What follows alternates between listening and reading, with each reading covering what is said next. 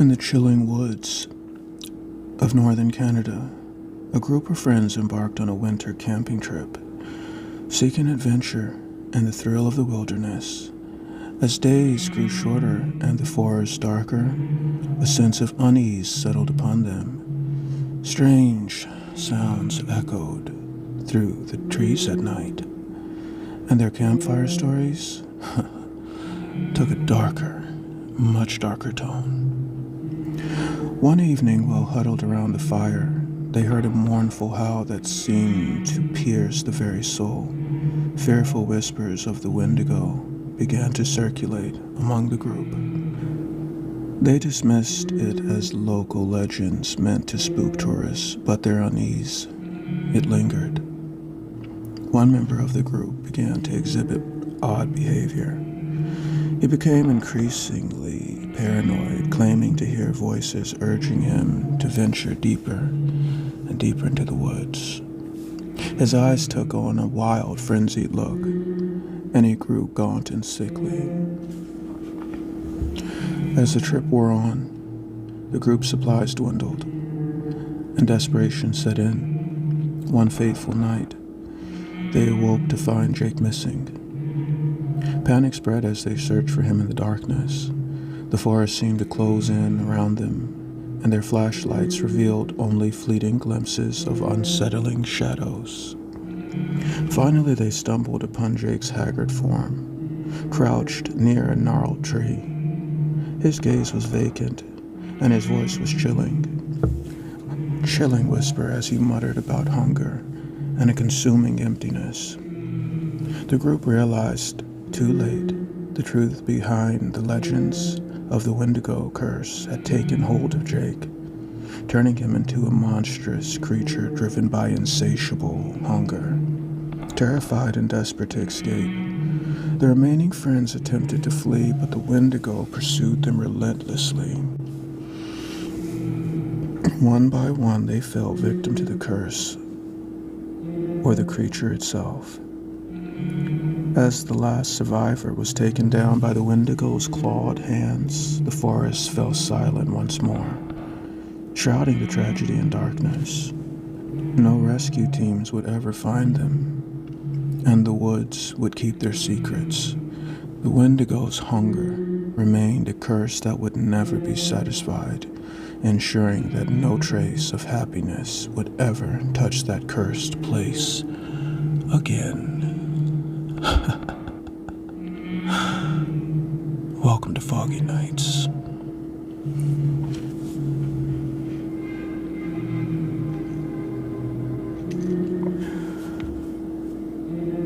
In the remote mountain shrouded by mist and mystery lies an abandoned school that has become a place of unspeakable horrors. The decaying building stands as a testament to the darkness that took root within its walls. Years ago, a once renowned doll maker named Abigail resided in a small cottage nearby, obsessed with creating the most lifelike and enchanting dolls. She began experimenting with dark magic to infuse them with a sinister life force. These possessed dolls whispered malevolent secrets to her, driving her deeper into madness. One fateful night, the dolls conspired to escape their confinement, slaughtering Abigail and leaving a trail of blood leading to the abandoned school. The doll's malevolence took a new form, a wicked clown named Grin, whose painted smile concealed and thirst for chaos and terror. As the years went by, tales of the cursed school spread, and brave souls dared to venture into its cursed halls. Each visitor faced the malevolent dolls, who seemed to watch their every move with glassy eyes and crooked grins. The dolls' laughter echoed through the corridors, chilling the blood of those who dared to step foot inside. But it was Grin, the clown, who was the true harbinger of doom, with a cackle that sent shivers down the spine. Grin led victims into a maze dance of death. His victims were found mutilated, their faces frozen in terror, a mockery of his own twisted visage. One day, a group of thrill-seekers decided to explore the abandoned school. Drawn by the legends of possessed dolls and killer clowns, armed with cameras and bravado, they entered the building determined to capture evidence of the supernatural. Whispers filled the air.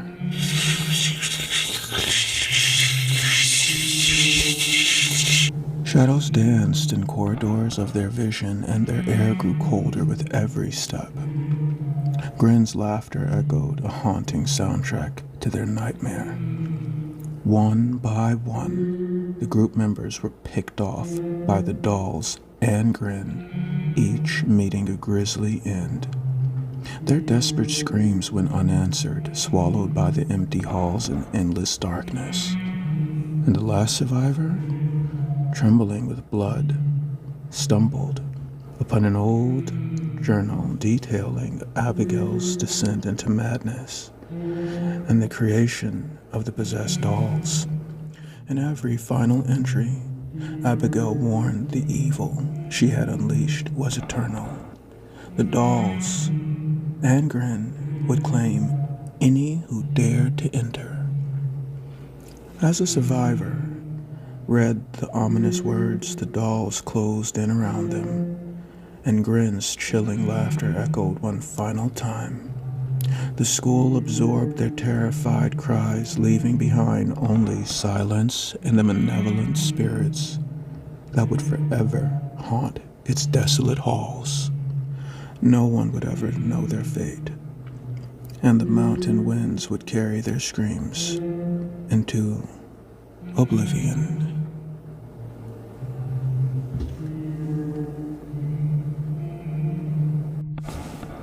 In the heart of the city, nestled among bustling streets, stood a quaint and mysterious restaurant named Ellis Strange. It was a place known not only for its delectable cuisine, but also for the chilling tale of revenge that lingered within its walls. At the heart of this story was Emily, a restaurant worker with a quiet demeanor and a gaze that held secrets. Her eyes, like windows into the depths of her soul, betrayed a hidden rage, born from years of mistreatment and humiliation. The catalyst for her torment was the tyrannical general manager, Evelyn. Evelyn was a woman of imposing stature, with a steely gaze that sent shivers down spines.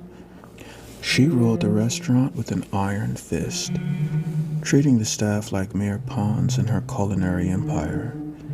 Her penchant for cruelty was unmatched. She reveled in belittling and berating her employees. One fateful evening, the restaurant was bustling with activity.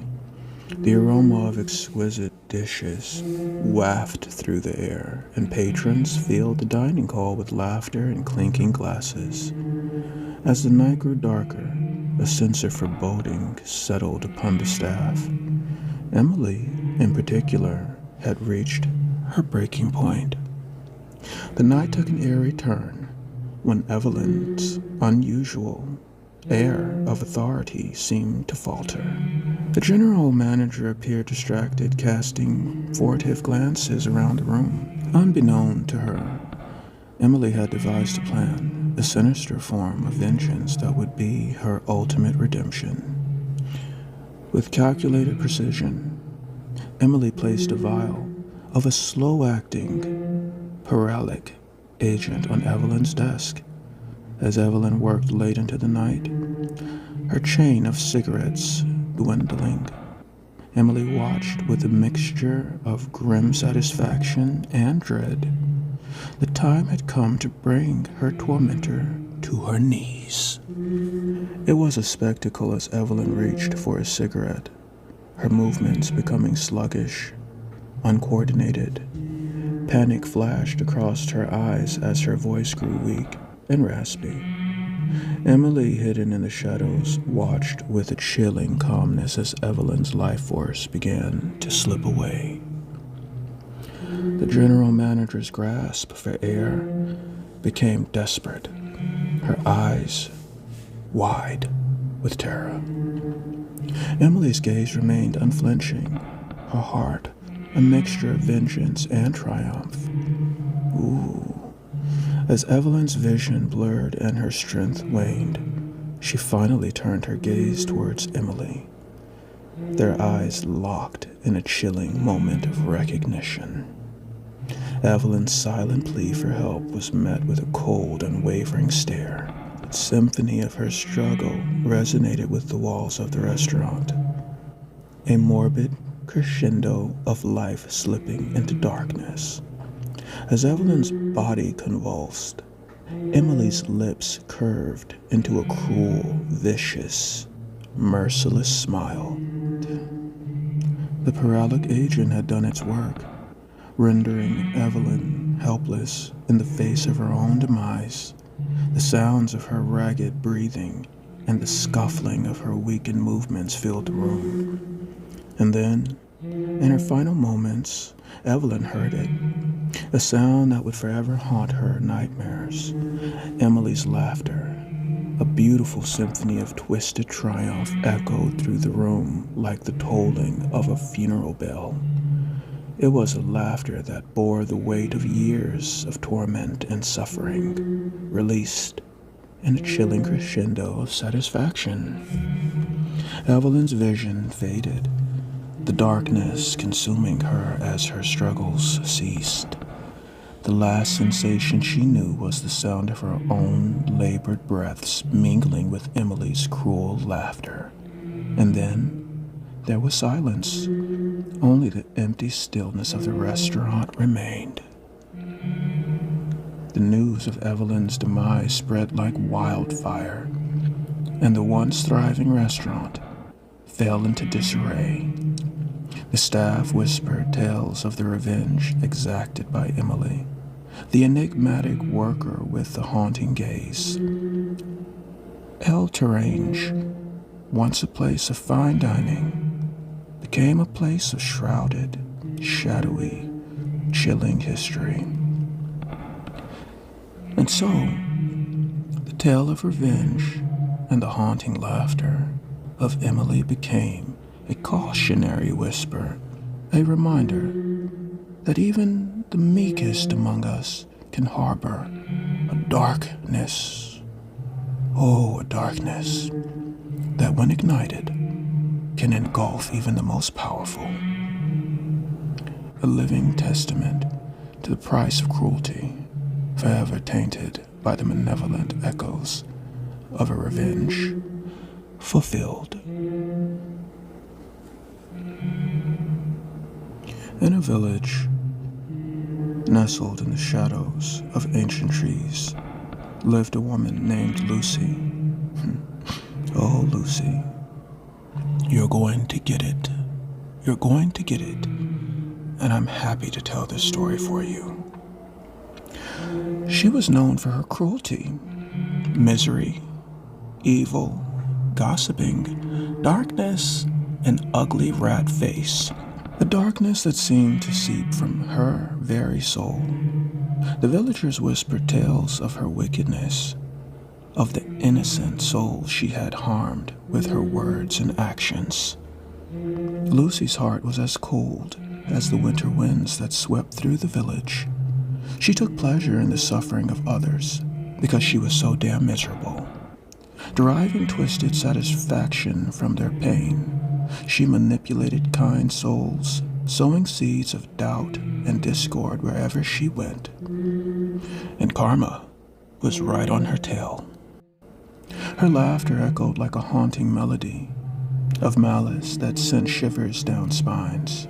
But it wasn't until a mysterious stranger arrived in the village that Lucy's deeds would come back to haunt her. And oh, how they're coming back. The stranger was a very charismatic figure, cloaked in shadows and bearing an air of ancient knowledge.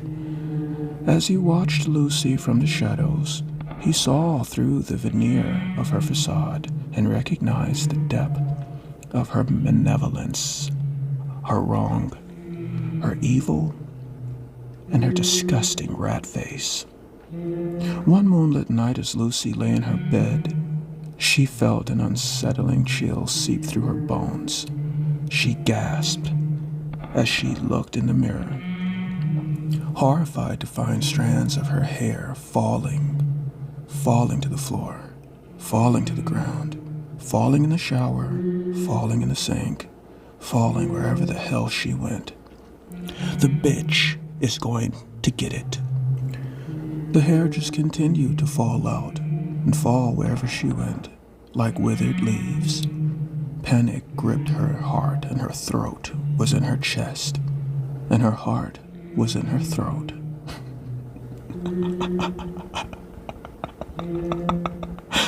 Oh, but there was no one to turn to for solace, for help, for mercy. Her cruelty had ensured that she stood alone. Day by day, Lucy's hair continued to fall. It was already thin, leaving her scalp exposed, and her reflection, a haunting reminder of her impending doom. The villagers whispered and laughed and mocked that her appearance was a reflection of her inner self. She mentioned how much she hated rats, and she continued to look like one more and more every day, a manifestation of the darkness she had harbored for so long. The misery was overtaking her. As Lucy's hair vanished, so did her skin. Praise God. The karma, the carnage, how it comes back to bite. Patches of flesh began to melt away, revealing raw, oozing sores that married. She hid herself away from prying eyes, but there was no escape from the mirror that showed her the horrifying truth. The stranger's presence continued to linger, a constant reminder of the curse that had befallen Lucy. He seemed to be everywhere, watching her with eyes that saw through her very soul. In her dreams, she saw visions of her wicked deeds, a relentless reel of her cruel actions against those who had crossed her path. Desperation gnawed at Lucy's heart as it stayed in her throat, and her throat in her chest tightened its grip. She sought out the village healer, begging for a remedy, but even her powers were powerless against the darkness that had taken root within Lucy's soul. Karma is a bitch. One fateful night, Lucy ventured into the heart of the forest, seeking refuge from her own reflection. A stranger awaited her there, his eyes like shards of ice and glass as he confronted her with the depths of her evil and wrong. He spoke of the pain she had caused, the lives she had shattered, and the kindness she had extinguished. As his words pierced her heart and his prayers went to the heavens, Lucy felt a searing pain surge through her body. It was as if her very essence was being torn apart piece by piece, just like the strands of her hair had fallen out and her face sunk into that rat-ugly form. She screamed, a guttural wail that echoed through the trees, and even the trees turned away, dismissing her. But her cries were met with only the haunting hush of the forest. Shh! Everything in creation wanted her to get it, and she was getting it. And then, the eerie silence, Lucy's last screams ceased. Her body collapsed to the ground, her form dissolving into a pool of darkness. The curse had claimed her, consuming her wicked soul and leaving nothing but a chilling void in its wake. The villagers never spoke of Lucy again. She was someone of no value to anyone. but the memory of her evil lingered like a lingering fog. They whispered that the curse of a divine retribution, a manifestation of God's judgment upon a soul that had reveled in cruelty and malice. And so, Lucy's tale became a cautionary tale, another reminder that even the most wicked of souls, cannot escape the consequences of their actions. The village stood as a testament to the power of darkness and the chilling legacy it can leave behind in life, in the spirit world, eternally, in death.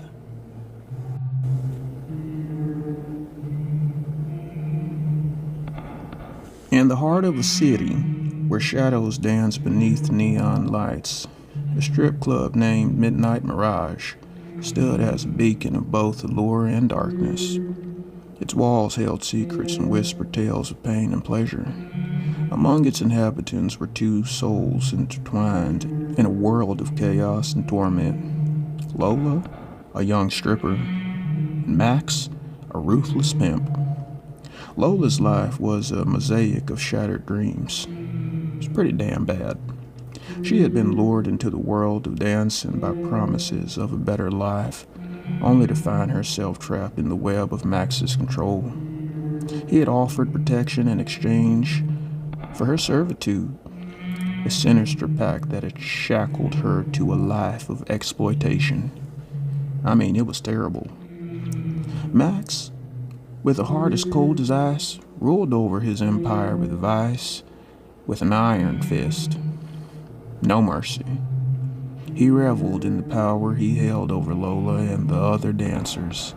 Beneath his charming facade lurked a predator who preyed upon the vulnerable, exploiting their hopes and dreams for his own gain. But as the clock struck midnight, the world of the Midnight Mirage underwent a surreal transformation. The club's facade of temptation dissolved, revealing a hidden layer of reality, a supernatural. Lola and Max, transformed by the magic of the hour, became the superheroes, Luna and Spectre. The secret they carried was that their powers emerged only after midnight. Together they embarked on a covert mission to rescue the 7 children who were trapped in a foster home called Whispering Heaven. In the realm of the supernatural, they possessed abilities beyond human comprehension. Strength, speed, and a deep connection to the shadows. Whispering Heaven had once been a place of solace, but its halls had become a breeding ground for terror. The staff were blind to the terrors that unfolded after nightfall, dismissing the children's tales of monsters as mere nightmares. But the monsters were real, born of the darkness that festered within the home's walls. The 7 children, each bearing the scars of their past, found solace in each other's company. They formed a bond that transcended their pain, united by their shared experiences of neglect and abuse. Poor little souls. And when the shadows grew long, they huddled together, seeking safety from the horrors that emerged from the depths of their nightmares. Luna and Spectre arrived at Whispering Heaven with determination burning in their eyes. You could see the fire. The foster home facade of normalcy masked an otherworldly terror that only they could see. As the clock struck midnight, their powers awakened, and they entered the home as saviors cloaked in darkness. The children's tales had not been mere fantasies. The monsters were definitely real, grotesque creatures that slithered and lurked in the corners of the children's rooms. They fed on fear, tormenting those poor little children with visions of their darkest fears and past traumas. But Luna and Spectre's arrival brought a glimmer of hope to the haunted halls. With the children's trust and their combined powers, Lunar and Spectre confronted the monsters. Lunar's swift movements and mastery of shadows allowed her to outmaneuver the creatures, while Spectre's strength and fearlessness made him a formidable adversary. Together they waged a battle against the darkness that threatened to consume the children's souls. As the night unfolded, the battle raged on. The clash of light and darkness echoed through the halls of Whispering Heaven. The children watched in awe as Luna flew through the air, shouting chants, powers and light flying out of her eyes like some Marvel superhero. She might have been a stripper, but damn it, she was bound to protect those kids.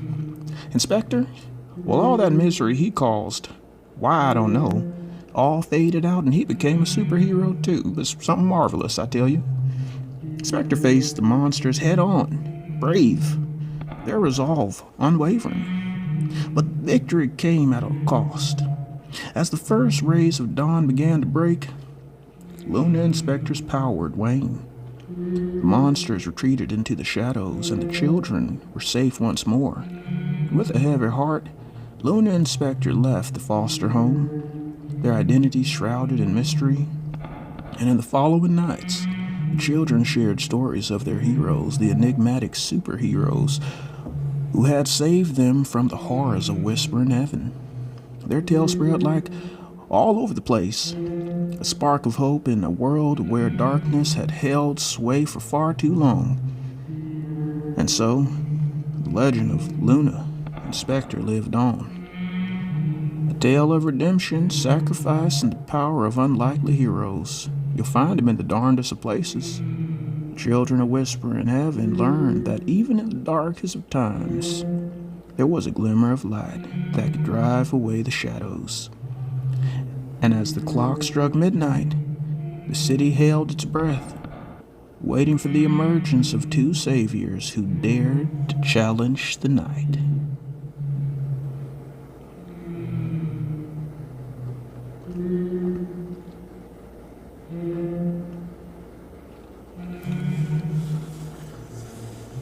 Deep in South Korea,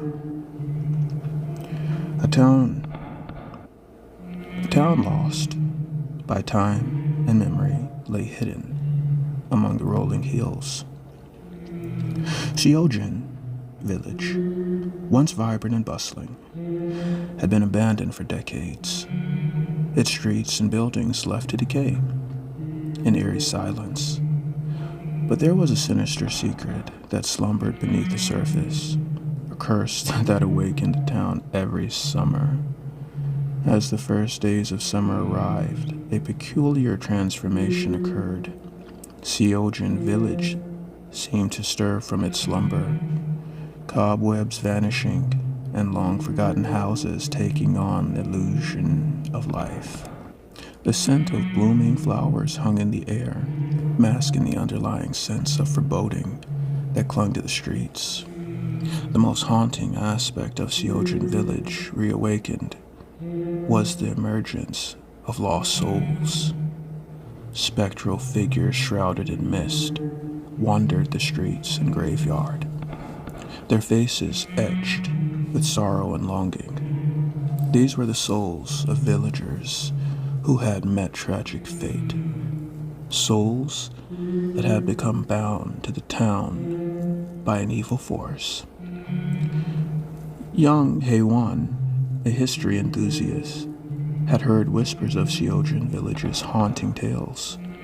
Drawn by her curiosity, she embarked on a journey to uncover the truth behind the abandoned town. Armed with a camera and a heart filled with determination, she arrived in Seojin village as the summer sun cast a golden hue over the landscape. The once desolate streets now teemed with an ethereal energy. Shadows danced on the walls and whispers carried on the breeze, creating an unsettling symphony that resonated in Haewon's ears. She explored the desolate houses, her steps echoing in the hollowed-out rooms, and her camera capturing the town's spectral transformation. As dusk descended, Heiwan's heartbeat quickened. The graveyard, where headstones lay forgotten and overgrown, beckoned to her with an eerie, very eerie allure. With trepidation, she ventured forth, her footsteps muffled by the overgrown grass. Among the tombstones, the lost souls materialized, their mournful gaze meeting Heiwan's. She felt a chill crawl up her spine as their whispers grew louder, forming a chorus of stories untold. They spoke of lives cut short, dreams unfulfilled, and of the curse that had them captive in the realm of the living, souls unable to rest and fully cross over. Drawn by the weight of their tales, Heiwan listened intently. The lost souls implored her to uncover the source of their torment and break the curse that bound them to Seojin village. Guided by their tragic narratives, Heiwan delved into the town's history, unearthing dark secrets and a tale of betrayal and revenge. Centuries ago, a powerful shaman had been wronged by the villagers of Seojin. Consumed by rage, she had cursed the village, condemning its residents to a fate worse than death, eternal unrest. The lost souls were those who had suffered at the hand of the villagers and the vengeful shaman alike. Determined to break the curse, Heiwan discovered an ancient shrine hidden within the village. The shrine was adorned with symbols of protection and renewal, its energy a stark contrast to the darkness that had taken hold. With the lost souls as witnesses, Heiwan performed a ritual, invoking the spirits to free the village from its curse. As the incantations echoed through the night, a powerful force surged through the town. The lost souls began to dissipate, their expressions finally free from sorrow.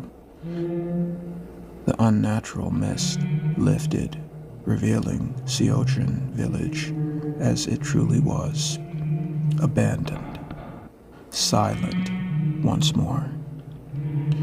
The following morning, Heiwan awoke to find Seojin village returned to its desolate state.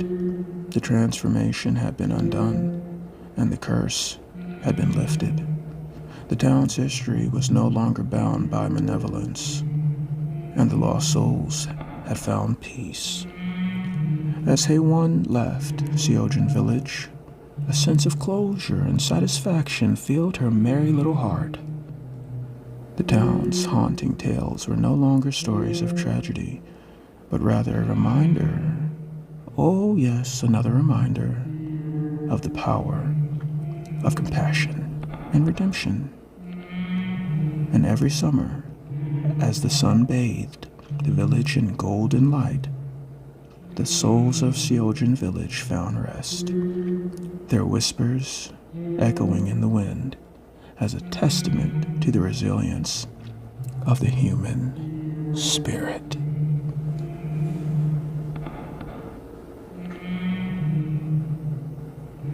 In Los Angeles, California, among the sprawling cityscape, lived the Callahan family, a seemingly ordinary family with dreams and aspirations like any other family.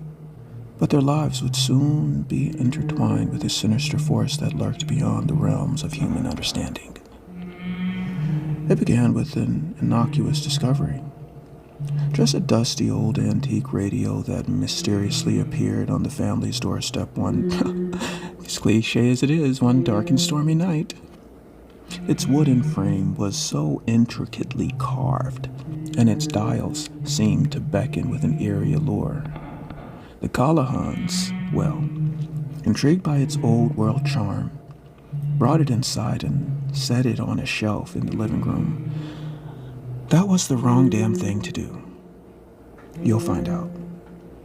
As the clock struck midnight, the radio cackled to life, emitting a discordant melody that seemed to whisper through the air. The sound was haunting, a mix of static and disjointed voices that sent shivers down the family's backs. But the real horror, oh, the real horror lay in the fact that the voices seemed to echo their innermost fears and desires. Why the hell they brought the radio in? I don't know. Soon, the radio's influence began to take hold. The family members found themselves inexplicably drawn to its side, their eyes glazed with an unsettling trance. The voices seemed to worm their way into their thoughts, manipulating their emotions and actions. Arguments erupted over the smallest, stupidest things, and paranoia took root in their minds of each other. As days turned into weeks, the Callahans' behavior grew increasingly erratic toward one another. They became consumed by the radio's siren call. Their once loving bond disintegrated into a frenzy of paranoia and distrust. Late into the night, they huddled around the radio, listening to its sinister whispers that promised power and fulfillment. But the radio's true intentions were far more darker than they knew.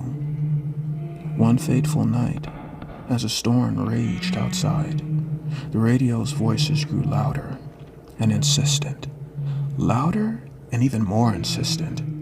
They spoke of a realm beyond reality, a place where their desires could be fulfilled. In their desperation, the family members, each driven by their darkest longings, reached out to touch the radio's dials. In an instant, reality twisted and warped around them. The living room faded away, replaced by a sick, twisted, nightmarish landscape of shadows and phantoms lurking all about. The radio, once an innocuous artifact, now pulsated with a malevolent energy, its dials infused with the very essence of the demon that controlled it. As the family members gazed in horror, this demon materialized right in front of them, a demented, sick, twisted energy. An energy with twisted features and hollowed out black, dark, and red eyes that seemed to devour their souls. Its laughter echoed through the air, a melody of madness that drowned out their terrified screams. One by one, the family members were pulled into the radio, their bodies contorted, twisted, broken, shattered. And as distorted as it was, as they vanished into the abyss, the demon's laughter grew louder with each soul it claimed. Its laughter carried into the night and all through into the morning. And then, as quickly as it had begun, the storm ceased. Silence settled over the room. The antique radio stood alone, its dials once again still and lifeless. The living room was empty. The Callahan family vanished without a trace. The story of the vanished family became a whisper, just a mere whispered legend, a tale told in a hushed tone by those who dared to explore the darkness that lingered in the corners of Los Angeles, California. The antique radio, well, once hidden away as a relic of a twisted past, found its way into the hands of a new family, and its sinister, melancholic, melodious allure, ready to ensnare another unsuspecting soul. Damn, damn, damn. When will people learn? And then the demented demon's curse carried on, its hunger hidden within the radio, for control, for chaos, forever bound to the haunting melody of the antique radio's ongoing sick and twisted song. Ashley, this one's for you. Deep within a rural Texas town on a sprawling, expansive landscape of farmland that stretched as far as the eye could see, lived a woman named Eleanor. Sweet Eleanor. She was a mother of 7 children, and she loved them with all her heart. They were the dearest of things to her. However, Eleanor loved her entire family and would never go against them. Eleanor's life seemed to revolve around the hard work of maintaining their homestead. To those who passed by, Eleanor appeared to be the epitome of a dedicated mother and wife. But behind the facade of a devoted wife, a storm of emotions raged within Eleanor's heart. Her husband, Arthur, had betrayed her trust in the most intimate of ways, seeking solace in the arms of the nearest neighbor. Eleanor's pain was as heavy a burden, and as each day passed, it festered like a wound that refused to heal. Sweet Eleanor. One sweltering summer evening, as the sun dipped below the horizon, and the stars submerged like picnics of light in a velvety sky, Eleanor set the table for a very somber dinner. Her heart pounded like a drum in her chest, every beat a reminder of the wrongs that had been done to her. The scent of grilling steak wafted through the air, mingling with the promise of something darker. Arthur, unaware of the storm brewing within his own wife's heart, sat down at the table with a nonchalant smile. I didn't do anything wrong. He chatted about the day's chores, blissfully ignorant to the tempest Eleanor was about to unleash. The steak was cooked well done, the flames on the grill having reduced it to a char shell of what it once was. Eleanor watched as Arthur cut into the steak, lifting his eyes to look at her every now and then, every so often, the blade slicing through the tough exterior with each bite he took. She imagined him devouring his own deceit, swallowing the guilt that had driven him into the arms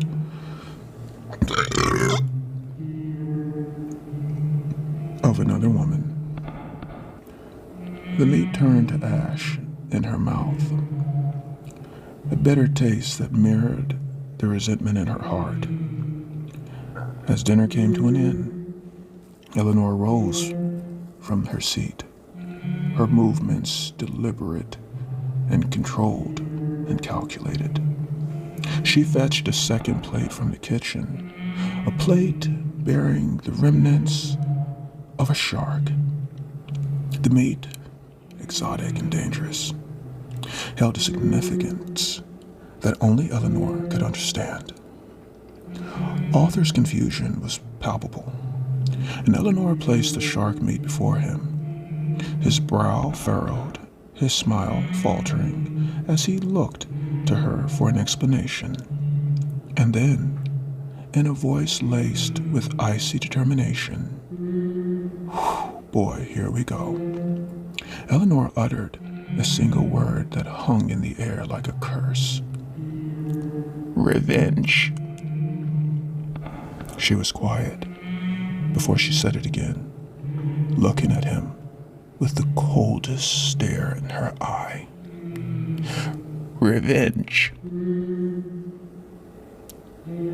With those words, Eleanor lunged at Arthur, the old creaking chair in her hands becoming a weapon of vengeance.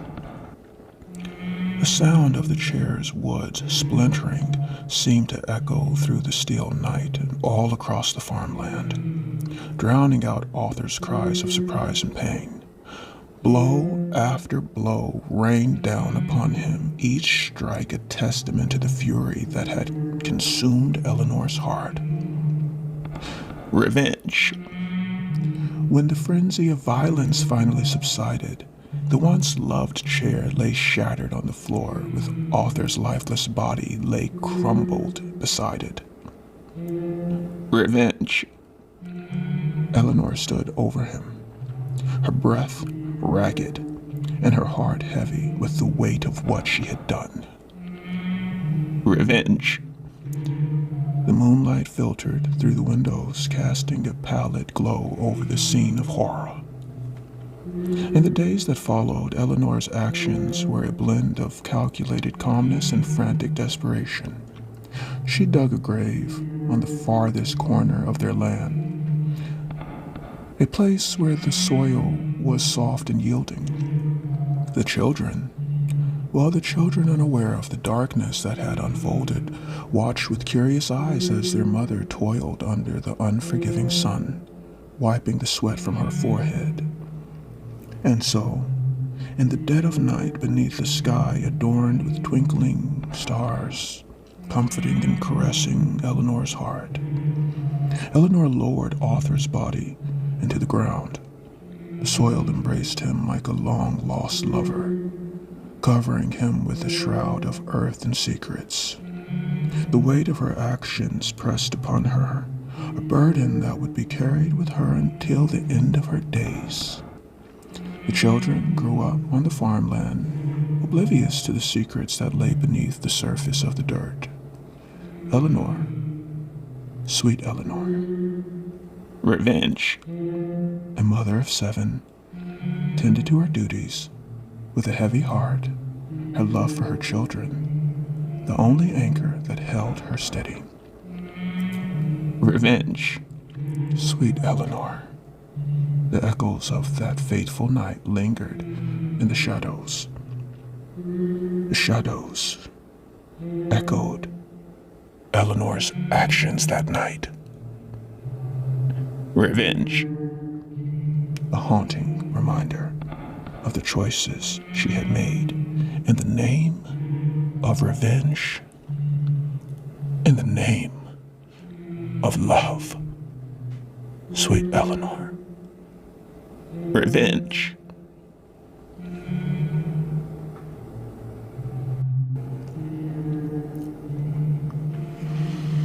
If you guys are enjoying these stories and enjoying this narration, please be sure to like, comment, share.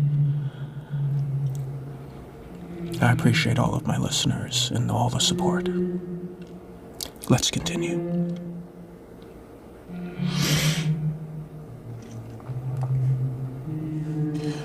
In a dimly lit room, the television cast a flickering glow across the walls. A woman named Evelyn sat on the worn-out couch, her eyes fixed on the screen as images danced before her. The news anchor's somber voice filled the air, carrying a tale that would awaken the darkest corners of Evelyn's emotions. The news story told of a tragic demise. Mr. Reed, once a charismatic and celebrated YouTuber, had met his end in a gruesome accident. Evelyn's heart skipped a beat as she listened to the details. Memories of a time when she had admired him, when his videos brought joy and laughter to her life, resurfaced like ghostly tales. But that admiration had soured, turned into a bitter aftertaste of betrayal. Mr. Reed, the man she had once looked up to, had scammed her out of her hard-earned money. His promise of exclusive content and special rewards had been nothing but empty words and lies, leaving her feeling cheated, used, distrustful, and abused. As the news story continued, a sinister satisfaction crept into Evelyn's heart. It was as if karma itself had intervened to balance the scales of justice. She had been hurt, humiliated by the very person she had idolized, and now fate had delivered its own cruel retribution. Evelyn's emotions swirled like a whirlpool, a cocktail of anger, resentment, in vindication. Her eyes remained fixed on the screen, watching so closely as images of Mr. Reed's life flickered past. His bright smile, his extravagant lifestyle, and the thousands of adoring fans who had once hung onto his every word. But as the news story developed, deeper and deeper it revealed a different side of Mr. Reed, darker secrets he had hidden behind the facade. Stories emerged of his manipulation and deceit, of lives he had ruined with his scams. And all the lies, dear God, the lies. The very traits that had once made him seem invincible now served as damning evidence of his true, sick nature. As the news story concluded, Evelyn's lips curled into a wicked smile. Mr. Reed had met a fitting end, a cruel twist of fate that mirrored the pain he had inflicted on others. The room seemed to darken around her, and the shadows looming like spectators of vengeance and support. With a newfound determination, Evelyn rose from the couch, standing tall and firm. The news story had stirred something within her, a fire that burned with the need for justice. She would no longer be a victim of Mr. Reed's deception. Instead, she would channel her anger into exposing his true character to the world. A plan formed in Evelyn's mind. She would dig deep into the darkness that Samuel had concealed, uncovering every instance of manipulation and deceit. She would become a voice for those who had been silenced by his schemes, scams, lies, and deceit, ensuring that his legacy would forever be tainted by the truth. And so, as the television flickered in the background, casting long shadows across the room, Evelyn began her journey of retribution. With each revelation she uncovered, with every story of betrayal she unearthed, her sense of vindication grew stronger and stronger. That darkness that had once consumed her heart now fueled her determination to expose the man who had wronged her. As she navigated the labyrinth of lies, Evelyn discovered that beneath the glitzy facade of fame, Mr. Reed had been a perpetrator of pain, a puppeteer of agony.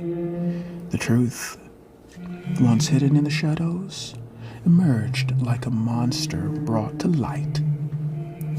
And in that moment, as she stood on the precipice of revealing the truth to the world, Evelyn's vindictive smile held a twisted beauty, a beauty all of its own, a symbol of the grotesque satisfaction that vengeance could bring. Now, in a small Mexican town, between two towering mountains and winding rivers, a tale of pain and hauntingness lingered like a chilling whisper in the air. Townsfolk spoke of La Llorona, the weeping woman, a ghostly figure condemned to roam the earth forever, searching for her lost children. Long ago, in a time of both love and betrayal, lived a woman named Isabella. She was known throughout the village for her beauty and grace, and she captured the heart of a dashing young man named Diego. Their love was passionate and deep, made so many others jealous, but it was not meant to last. Diego's heart, well, it was fickle, and he grew restless in the arms of one woman. Despite his promise of fidelity, he was tempted by another, and his affections wavered. Isabella, with her keen intuition, sensed the change in his demeanor and confronted him with her suspicions. In a moment of anger and desperation, Diego cast aside Isabella and chose the other woman. consumed by rage and despair. Isabella's heart shattered, and in her grief she committed an unthinkable act. She drowned her two children in the river that had once been a symbol of their happiness. Realizing the gravity of her actions, Isabella's grief transformed into madness. Her cries of anguish echoed through the town, a haunting wail that pierced the night like a mournful melody. In her madness, she took her own life, her broken spirit forever bound to the riverbanks. From that moment on, Isabella became La Llorona, the weeping woman, a restless soul doomed to wander the earth in search for her lost children that she had drowned with her own hands. Her ghostly figure was said to appear by the riverside, her anguished cries still lasting through the night as she wept for her beloved offspring. Generations passed, and the legend of La Llorona persisted, chilling the hearts of the townsfolk who heard her mournful cries. Parents would tell their children to behave, warning them that La Llorona would come for them if they strayed too far from home. The riverbanks became a place of fear and dread, and the memory of Isabella's betrayal and sorrow was etched into the very fabric of the town's history. One moonlit night, as a thick mist enveloped the town, and the river flowed like a ribbon of silver, the town witnessed a phenomenon that sent shivers down their very spines. La Llorona, her ghostly form draped in white, emerged from the river's depths. Her eyes were hollow, her face etched with an eternal sorrow that seemed to transcend time itself. As her mournful cries filled the air, the village and town watched in awe and terror. Some crossed themselves, seeking protection from the vengeful spirit, while others closed their doors and windows, afraid of attracting her attention. La Llorona wandered through the village, her cries growing louder with each passing moment. And then, as suddenly as she had appeared, La Llorona vanished into the night, leaving behind a heavy silence that hung like a shroud.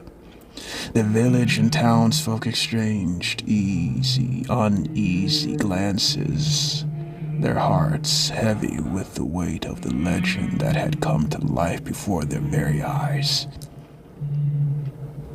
From that night on, the townsfolk would tell tales of the night of La Llorona returned, a ghostly reminder of a love betrayed and lost lives forever. As the river continued to flow, its waters whispered the tragic tale of Isabella and her unending search for her lost children, a haunting legacy that would never ever be forgotten but be etched into the history of the town and the hearts of those who heard those cries. La Llorona.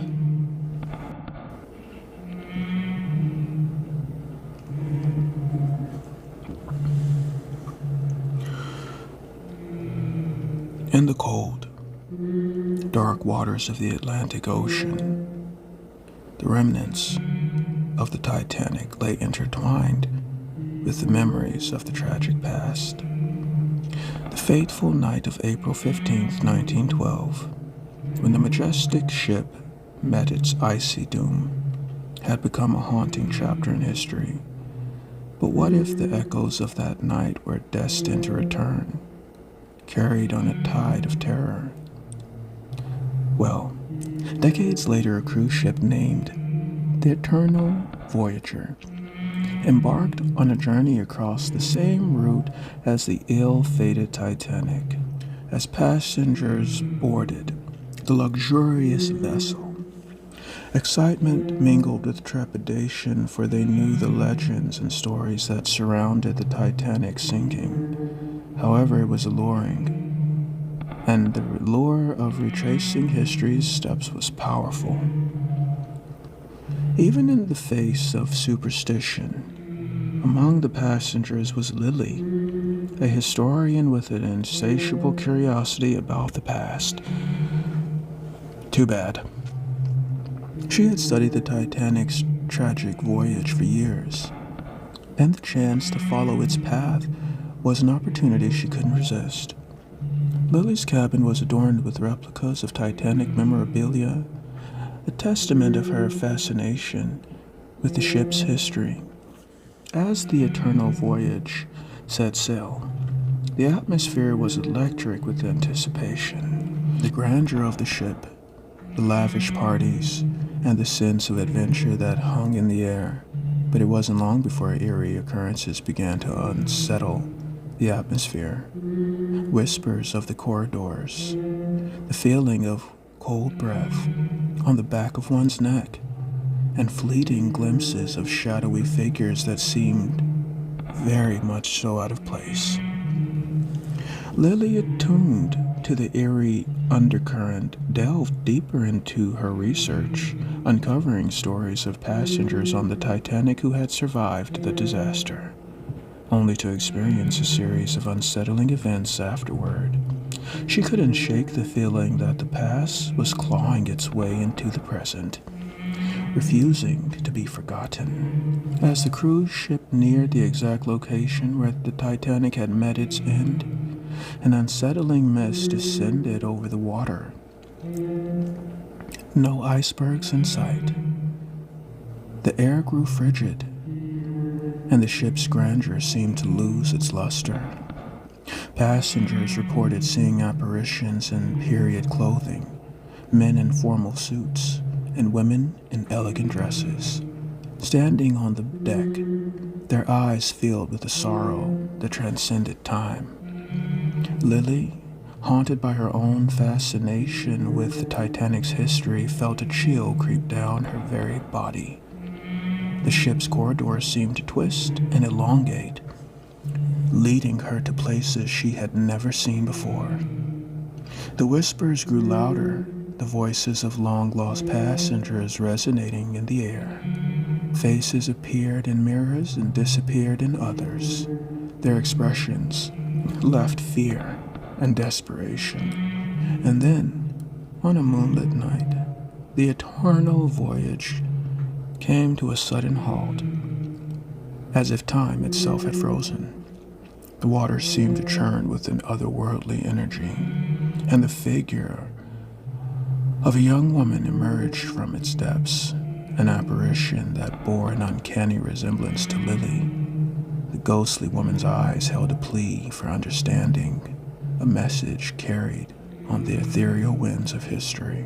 Lily's heart pounding as she realized the truth. She was not just a spectator to history. She was a part of it. The past had reached up and out, seeking answers and closure for the souls who had met their end on the Titanic. The ship's legacy of tragedy and loss had returned to reclaim its place in the present, demanding acknowledgement and remembrance. As the ghostly woman's gaze bore into Lily's, sense of responsibility washed over her. She knew that the events unfolding were no mere coincidence. They were a call to honor the past and ensure that the lives lost on the Titanic were never forgotten. And so as the eternal voyage sailed on, Lily stood at the ship's bow, her gaze fixed on the horizon where the Titanic had vanished beneath the waves once more. She whispered a promise to remember, to tell the stories of those who had perished and those who had survived, ensuring that the echoes of that tragic night would live on through time, forever intertwined with the tides of history from that icy, cold, bitter, tragic night. In the vibrant city of Miami, a darkness lurked beneath the neon lights and sun-soaked streets. Francis, a troubled man with a mind shattered by schizophrenia. He walked the thin line between reality and delusion, He was known to the world as an ordinary individual, nothing too special. But deep within his psyche, a sinister alter ego awaited its chance to emerge and show that world something completely different. Francis's life was a series of fragmented memories and disjointed thoughts. The city's bustling atmosphere seemed to exacerbate his conditions, pushing his mind to the brink of chaos.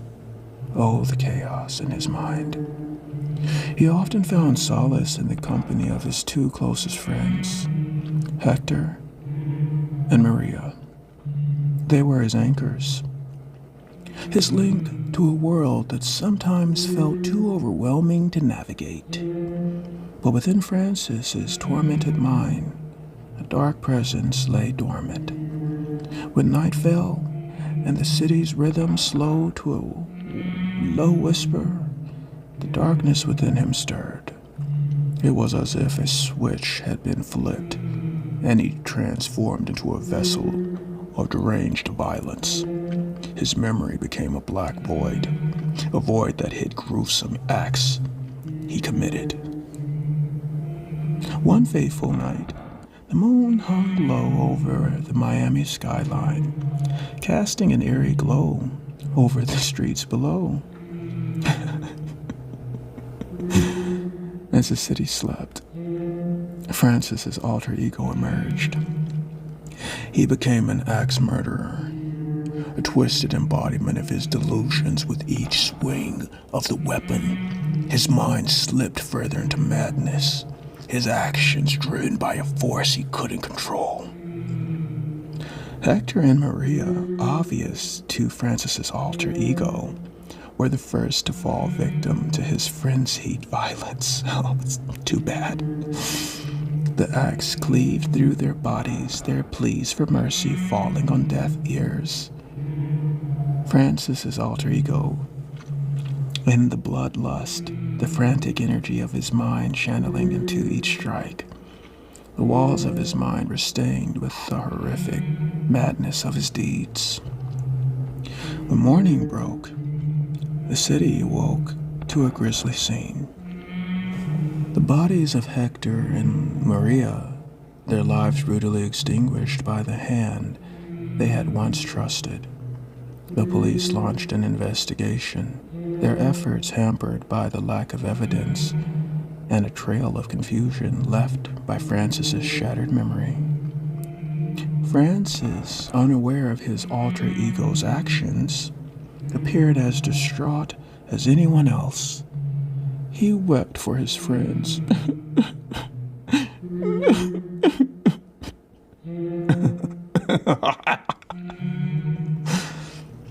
His grief, a twisted parody of truth. He clung to the fragments of his memory, piecing together a narrative that was as disjointed as his very own mind. As the investigation unfolded, Francis's alter ego remained hidden, a silent specter that watched from the shadows, watched from the inside. The city's fear grew as the possibility of a deranged axe murderer who struck without rhyme or reason seemed all too real. The media dubbed him the Miami Nightmare, and his presence cast a pall over the city's once carefree atmosphere. Francis, reality became a nightmarish blend of delusion and dread. He lived each day in haze, his mind fractured and unstable. The police questioning only deepened his confusion, and he struggled to make sense of the darkness that seemed to consume him from within him. As the months passed, and oh did the months pass, the investigation stalled, the lack of evidence leaving the city in a state of apprehension. But deep within Francis's mind, a glimmer of awareness began to emerge. The fragmented pieces of his memory began to, coerce together. forming a terrifying puzzle that revealed his alter ego's deeds. In a desperate attempt to confront the darkness within, Francis sought therapy, hoping to unlock the memories he had buried. Through sessions of hypnosis and deep introspection, he faced the truth. A truth that was more horrifying than he could have ever imagined. The realization that he had become the monster he feared shattered what was left of his sanity. Haunted by the grotesque reality of his actions, Francis turned himself into the police. The city watched in morbid fascination as the Miami nightmare was unmasked. A man driven to madness by the demons that plagued his mind. As Francis faced his alter ego in court, he saw the abyss that resided within him, a darkness he could never fully escape. In the end, Francis was committed to a psychiatric facility, the echoes of his alter ego deeds haunting him in every corner of his mind. The city of Miami was left to grapple with the aftermath of the deranged tale that had unfolded within its borders. A reminder, just another reminder, one last final reminder, that even beneath the sun-drenched facade, darkness could take hold in the most unexpected of places, and the unexpected of minds.